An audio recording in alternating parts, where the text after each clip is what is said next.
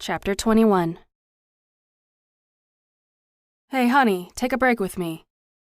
Imogen looked up from her very serious conversation with Benjamin, her aunt's senior llama, who decided that he had to inspect, very up close and personally, her barn chores. She felt judged, and frankly, this talk had been coming for weeks. Jo was leaning on her crutch at the top of the porch steps, her hair hanging loose in waves over her shoulder as she beckoned her niece with her other hand. "Come on up here and sit a bit. You've been working so hard. It's time for a break." Imogen turned back to Benjamin, held up 2 fingers to her eyes and pointed them back on him in the classic "I'm watching you" sign language. He made a strange gurgling sound before turning his back to her and cushioning down as if he didn't have a care in the world. Maybe he didn't. He and the other animals were living their best lives on the farm, the entitled beasts. She hid a smile, not wanting him to see how much she enjoyed their interactions, and left the paddock, closing the gate tightly behind her. She walked up onto the porch, removing her work gloves and placing them on the railing before joining Jo on the porch swing. It had quickly become her favorite time of the day. Each evening, she'd join her aunt for a little happy hour drink, a beer for Jo and a glass of wine for Imogen, and watch the animals as the sun went down over the mountains. They weren't positioned to see a sunset because of their location on the east side of the mountain, but it was relaxing nonetheless, and while the sunrises were glorious, neither woman was awake enough to appreciate them.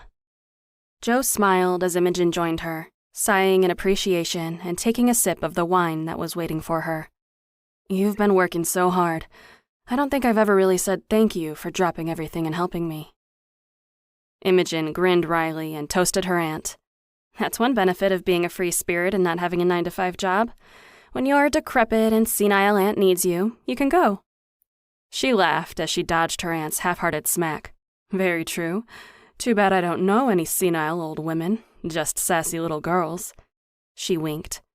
"You know I'm good on my own, honey. I would have managed something. But it sure has been nice having you up here again."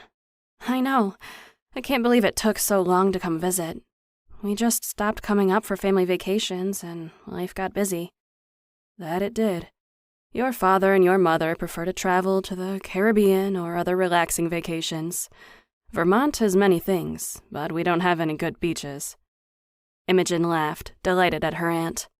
"Well, the lakes have some great beaches, and we have the quarry. But you're right, this isn't exactly the destination they prefer. It's funny, you figure that since they live near the beach, they'd be tired of it." She shook her head in disbelief. "It's so beautiful and serene up here, especially with the colors of the leaves changing." Jo took a deep breath of the fresh air. "It's my favorite time of year. Each season is great, except maybe mud season. But this?" She looked out at the yellows and oranges of the trees surrounding them. "This is spectacular." Imogen could only nod in agreement. She hadn't spent anything else but summers up here in the past, and while it was lush and green, this was something special. "I think you should go on the horse trek." Imogen nodded again, taking a sip of her wine, then almost choked on it when her aunt's words registered. "What do you mean? Why would I go away for a week when I'm supposed to be here helping you?" She looked askance at Jo, who just smiled. "You're so frustratingly independent." At that, Jo guffawed, slapping her good leg in delight. "Honey, you are so like me, it's crazy." Imogen rolled her eyes. "Don't you look at me with that sass. You are so fiercely independent. You don't like to ask for help, same as me. You don't have to prove anything to me. I've seen you roll with everything that comes your way, learning on the fly how to manage a farm, which, while straightforward, is a lot of work. You barely leave the farm, and frankly, the hovering is unnecessary." Imogen opened her mouth to interrupt, but her aunt threw up a finger and kept going. "Yes, hovering.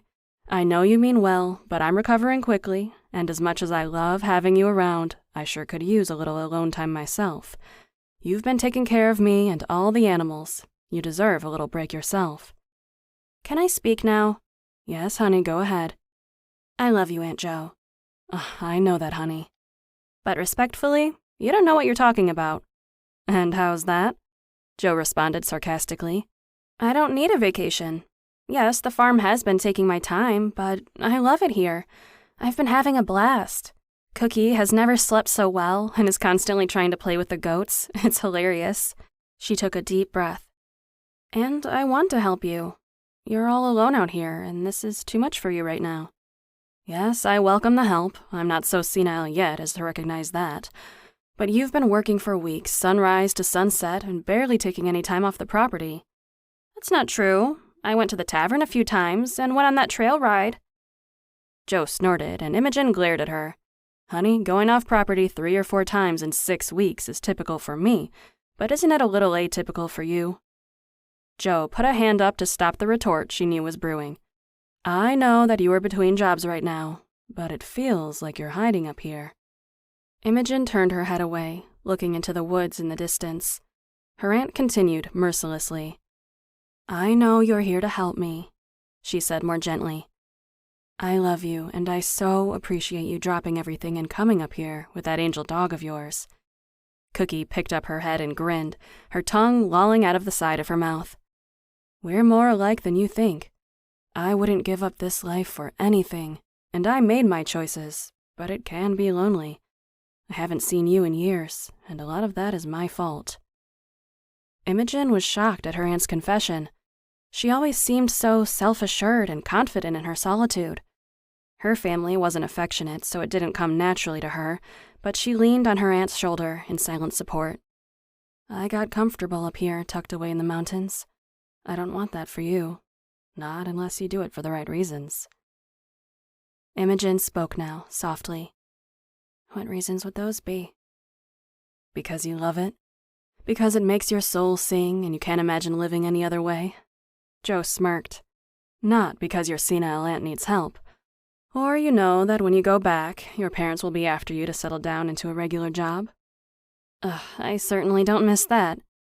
Imogen leaned back against the swing and looked up at the roof of the porch, sighing deeply. Joe looked at her closely. Can I ask you a question? Imogen continued to look at the ceiling, but waved her aunt on. What do you want in life? Wow, straight with the loaded questions, huh? You didn't want to ease into it a little, maybe soften me up? Nah, I like to cut the bullshit and go straight for the good stuff.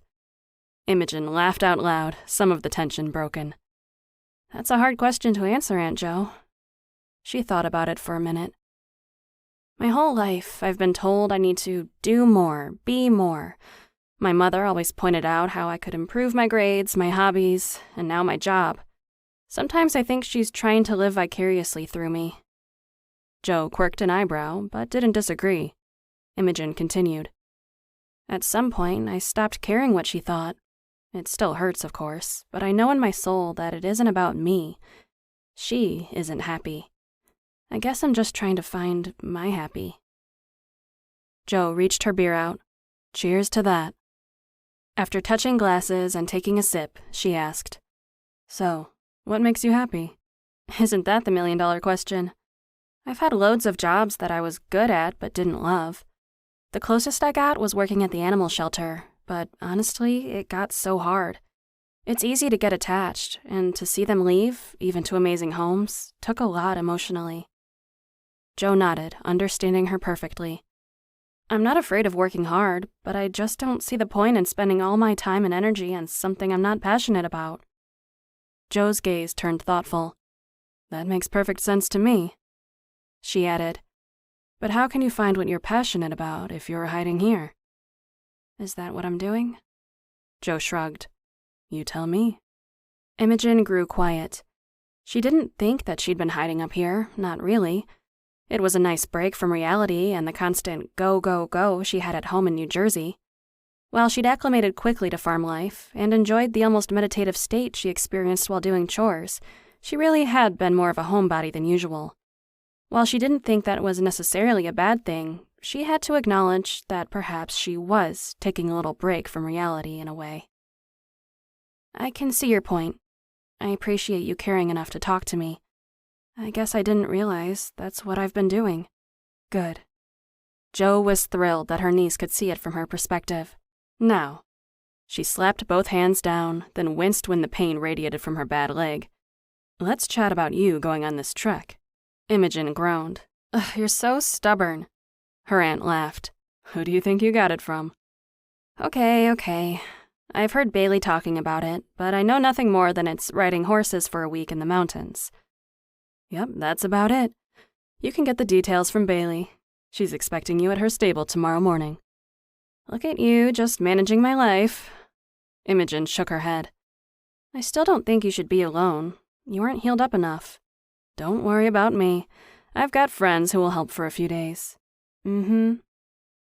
She helped her aunt up off the porch swing, and once Jo got her balance, Imogen grabbed the empty glasses and followed her favorite person into the house, her dog following happily behind.